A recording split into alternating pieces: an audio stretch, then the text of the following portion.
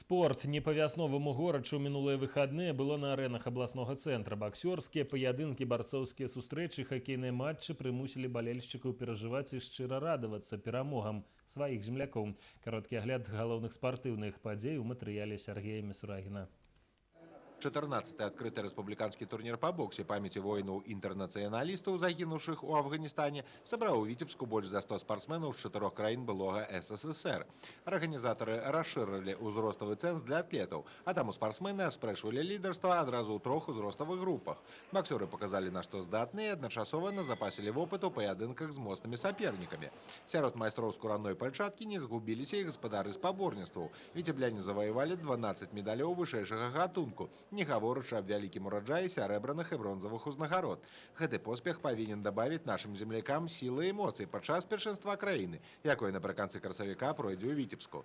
Тым часам нечаканы вынік прынёс 5-й міжнародны турнір па хакеі з шайбай «Ледзяны кубак 2012». Юбілейны старт у Вітебску сабраў 6 каманд з 3 краін. Пераможцам спаборніцтваў стала дружына далёка не самай хакейнай рэспублікі ў свеце. Зборная Арменіі, новабранец нашых стартаў, не пацярпела ніводнага паражэння на турніры і упэўнена заняла першы радок у турнірнай табліцы. Ва ўпартай барацьбе сярэбраныя ўзнагароды заваявалі хакеісты наваполацкага хіміка, якія стрымалі ціск з боку расійскіх сапернікаў. У выніку хокеісты з Пераяслаўля замкнулі прызавую тройку. А вось да няўдачнікаў розыгрышу можна аднесці ігракоў сталічнага юнацтва і ХК Вітебск. Нашы землякі апынуліся за бортам прызёраў. У той жа час на спартакіядзе школьнікаў у Салігорску зборная Вітебскай вобласці стала бронзавым прызёрам турніру. А ў рэканструяванай зале абласнога спартыўнага клуба Федэрацыі прафсаюзаў пасля працяглага перапынку правялі спаборніцтва рэспубліканскага ўзроўню па грэка-рымскай барацьбе.